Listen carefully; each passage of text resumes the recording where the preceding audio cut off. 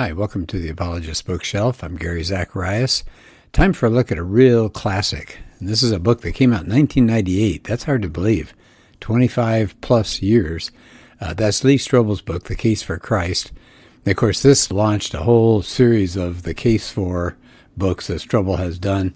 What a simple idea. Go around and talk to people who are experts in the field, ask them questions, challenge them, and put down the results. So it's like having a whole bunch of well-known scholars in your home. Now, I did two previous podcasts on this. One was Circumstantial Evidence for the Resurrection. That was chapter 14 of the book. And chapter 1, which is Can We Trust the Gospels as Biography? And I thought I'd go along with that right now and just pick up chapter 2. It's the same person that he's interviewing. That's Craig Blomberg. He's really considered a foremost authority on the biographies of Jesus, the four Gospels. He's just a great background, part of a lead group that produced a series of acclaimed works on Jesus. He's been a professor of New Testament at Denver Seminary, all sorts of good books, which actually I've used in these podcasts as well. So the first chapter was eyewitness evidence. Can we see the Gospels as eyewitness? But chapter 2 goes along with that, and it's testing the eyewitness evidence. So it says he wants to take Dr. Blomberg and either reveal strengths or weaknesses in the way to test the Gospels. And he says to Blomberg, this is Lee Strobel talking, there are 8 different tests that he wants to ask him about. So here's test number 1. Now, was it the stated or implied intention of the writers to accurately preserve history? That's called the intention test. So you could trust a written account if they felt that the writers were trying to preserve real history. And Blomberg says, yes, they were. The first century writers were interested in recording what actually happened. He said, take a look at the beginning of the Gospel of Luke. He said, that sounds like other trusted historical and biographical works of antiquity. And of course, here's the opening that Blomberg is talking about. This is from Luke. Many have undertaken to draw up an account of the things that have been fulfilled among us, just as they were handed down to us by those who from the first were eyewitnesses and servants of the word. Therefore, since I myself have carefully investigated everything from the beginning, it seemed good also to me to write an orderly account for you, most excellent Theophilus, so that you may know the certainty of the things you've been taught. So Blomberg points out Luke is clearly saying he was trying to be accurate about what he had investigated and what he found to be well supported by witnesses. So Strobel says, well, what about other Gospels? They don't seem to have the same declaration. Does that mean maybe their writers didn't have that same intention of trying to be truthful? Then Blomberg says, well, it's true. Matthew and Mark don't have that kind of explicit statement, but they are writing in the same genre, the same style, and the same type of writing. And it says, it seems reasonable that Luke's historical intent would closely mirror theirs. Then he said, look at John. That's the question Strobel has. Said, what about that one? And says, sounds more like a theological statement in John 20. These are written that you may believe that Jesus is the Christ. Says that sounds more like theology than history. And Blomberg says, well, I'll grant you that. But he says, if you're going to be convinced enough to believe, the theology has to come from history. That makes sense, doesn't it? Why would you believe something if it came from inaccurate sources? He said, consider the way the Gospels are written. This is Blomberg talking now. They're sober. They seem responsible. They put in incidental details that you don't really need to seem accurate because they're done with care and exactitude. He said, you don't find outlandish flourishes, for example, or blatant mythologizing that you see in other ancient writings. He said it seems pretty apparent to him, Blomberg, that the goal of the gospel writers was to try to record what had actually occurred. Well, is that what really happened? Strobel says there's a contradictory scenario that some critics have brought up. Here it is. Some say, well, the early Christians were convinced Jesus was going to return in their lifetime, so they didn't think it was necessary to preserve any historical records. Why bother to do all that if he's going to come right back and end the world and end everything at any moment? So Strobel says years later, it became obvious by that point Jesus wasn't coming back right away, and then they didn't have any accurate historical material. Nothing had been captured. Is that what really happened? Now it says that's not true for early Christianity, says Blomberg. Well, why not, says Strobel. What was so different about Christianity? And Blomberg says, well, first, the premise is a little overstated. It says the majority of Jesus' teachings do suppose that there'll be a significant span of time before the end of the world. He says, but even if some of Jesus' followers thought he might come back quickly, remember, says Blomberg, Christianity came out of Judaism. And for 8 centuries, the Jews lived with that tension between these repeated pronouncements from their prophets that the day of the Lord was at hand, but there's also this continuing history of Israel. And yet the followers recorded, they valued, they preserved the words of the prophets. And says Jesus' followers saw him as greater than a prophet, so they would have done the same thing.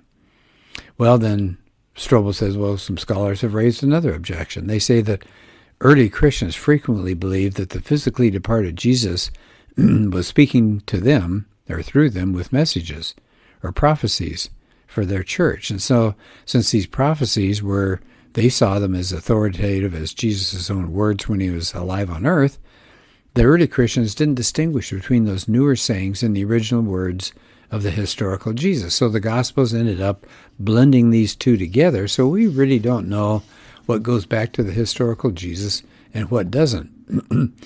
How do you respond to that? And Blomberg says that has less historical support than the previous statement. Within the New Testament itself, so there's evidence that disproves this. He said there are occasions where early Christian prophecy is referred to, but it's always distinguished from what the Lord has said. Now, what's an example of that? Well, Blomberg talks about 1 Corinthians 7. Paul clearly distinguishes when he has a word from the Lord and when he's quoting the historical Jesus. He said, look at the book of Revelation. You can distinguish the handful of times in which Jesus directly speaks to this prophet, John the Apostle, and when John is recounting his own inspired visions. And in 1 Corinthians 14, Paul is talking about what's the criteria for true prophecy. He says the local church has a responsibility to test the prophets. But he says, the strongest argument is what we never find in the Gospels. When Jesus ascended, there were some controversies that threatened the early church. For example, do you need to circumcise the believers? What about speaking in tongues? How do you keep Jews and Gentiles united? What are the roles for women in ministry? Should believers be allowed to divorce non-Christian spouses?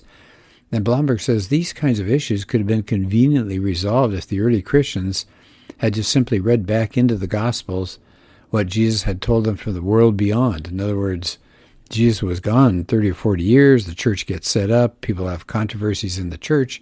Why didn't they just say, yea, verily, this is what Jesus said? I said, that never happened.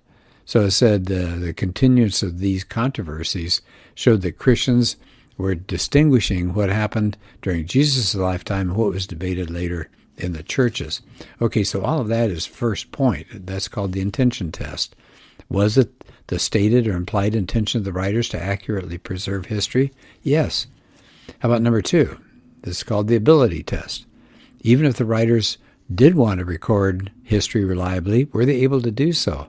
In other words, how are we sure that the material about Jesus' life and teachings were preserved for 30 years or so before finally written down in the Gospels? That's a pretty big gap of time. I don't know about you.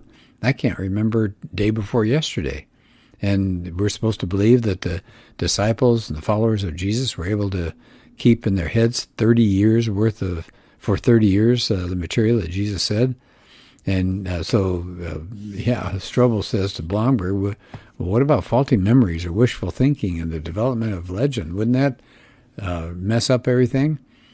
But I thought this was good. Blomberg says, but we're in a foreign land, in a distant time and place, and a culture that didn't have a printing press, didn't have computers, books, even scrolls of papyrus at that time. They were rare.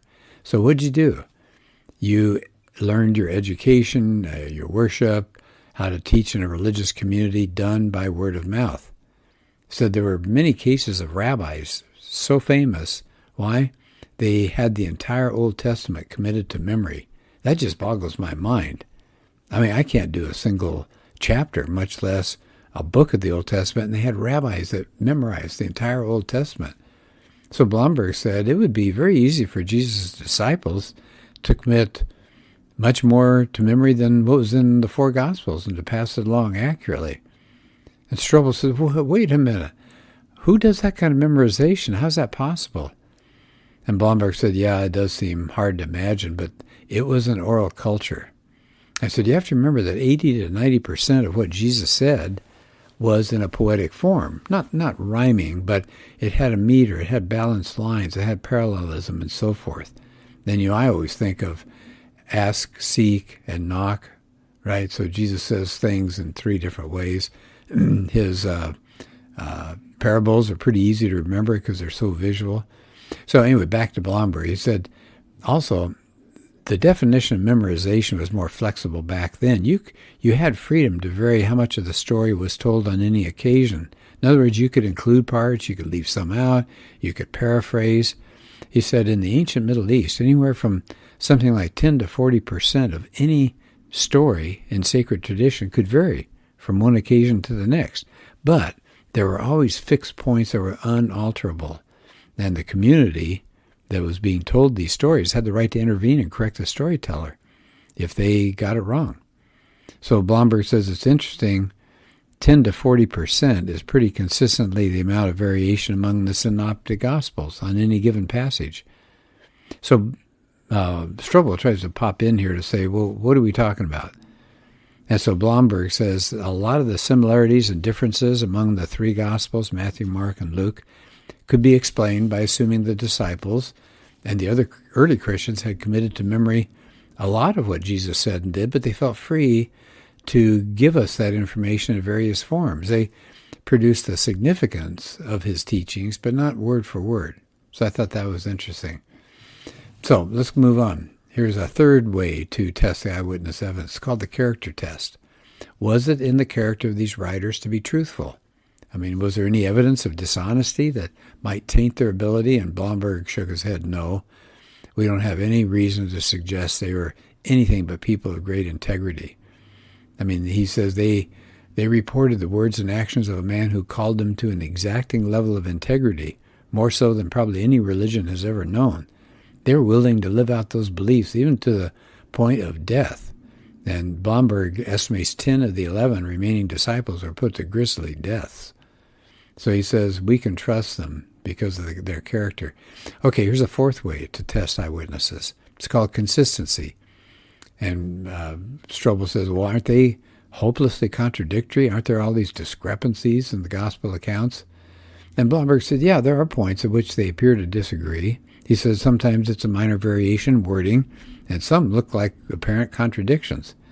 But he says, let's go back. If you allow for the things that he already talked about, like paraphrasing, abridging sometimes, of adding some explanations, of omitting parts, of selecting certain parts, he said the Gospels are extremely consistent with each other by ancient standards. He said that's the only way that we should be judging them. That's the fair way to judge them.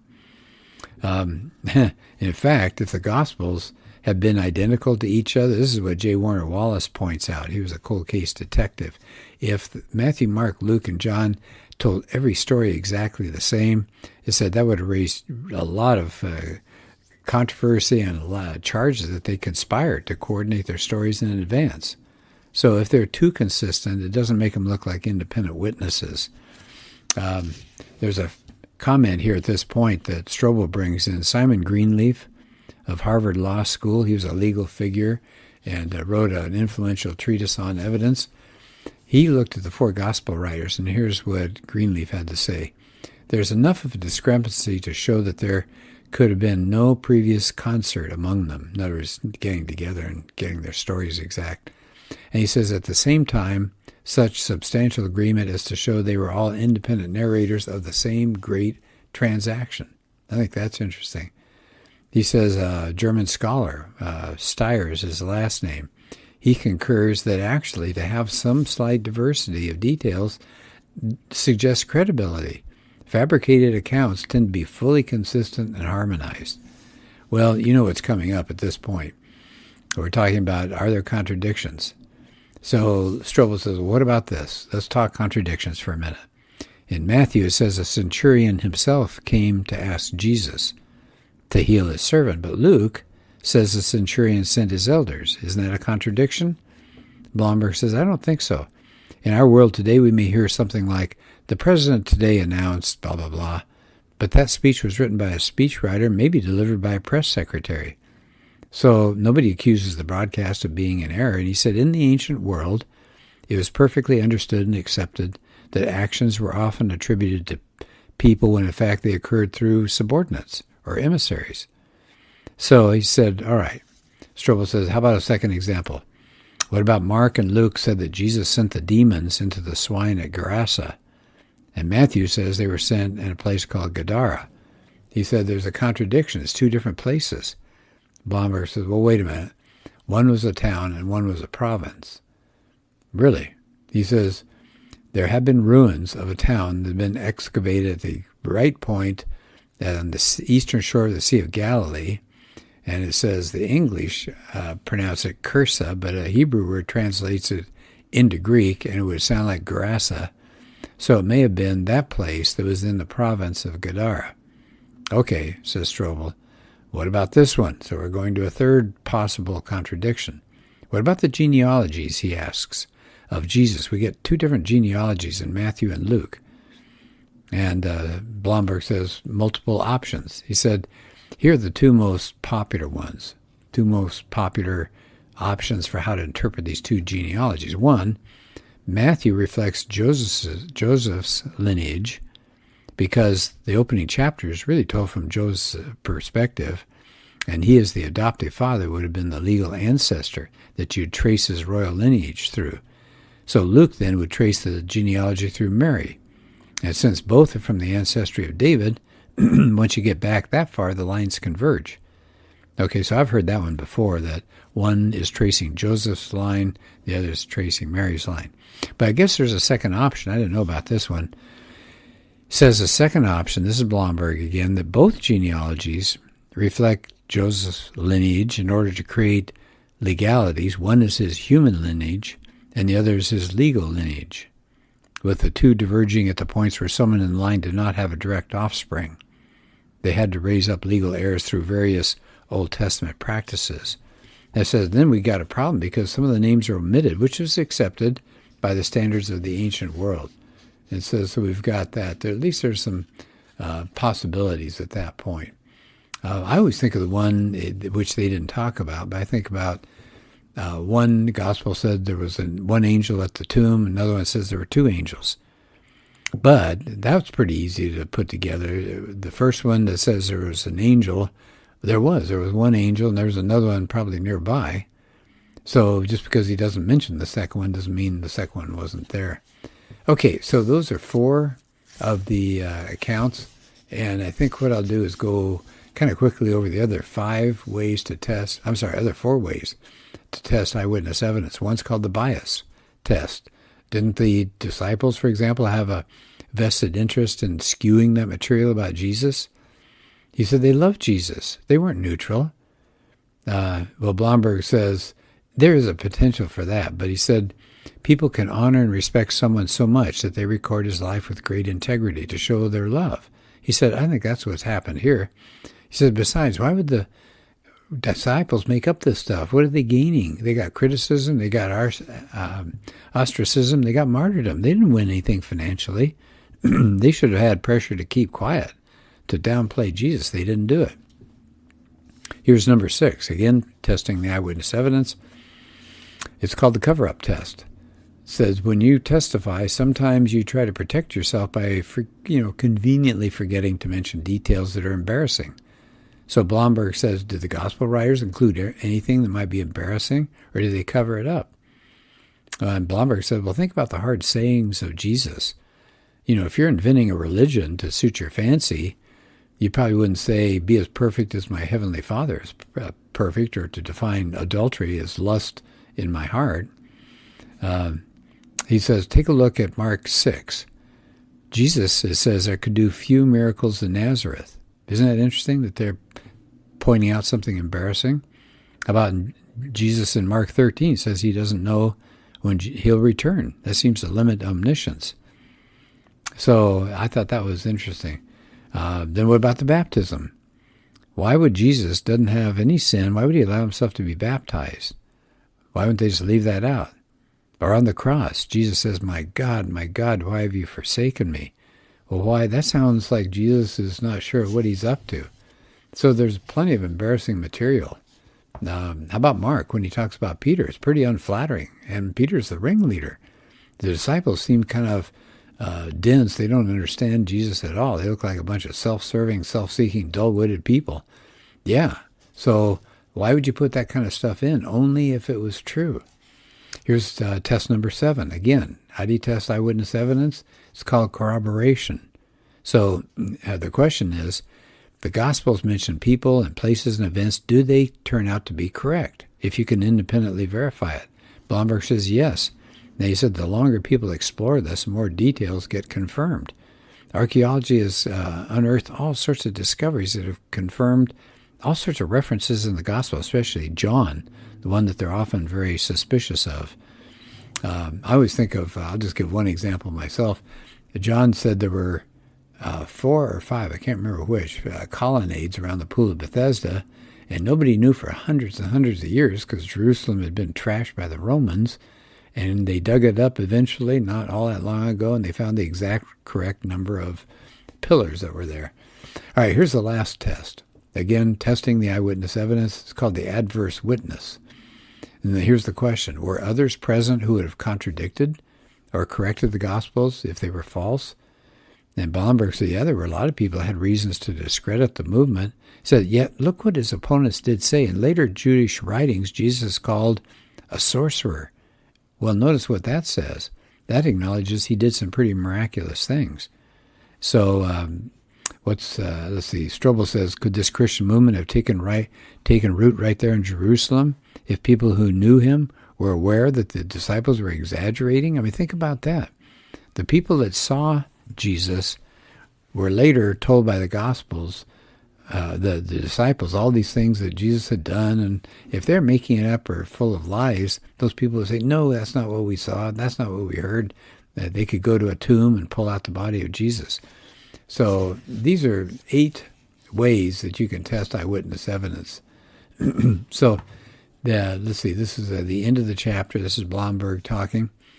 There are plenty of stories of scholars in the New Testament field who have not been Christians, yet through their study of these very issues, they've come to faith in Christ.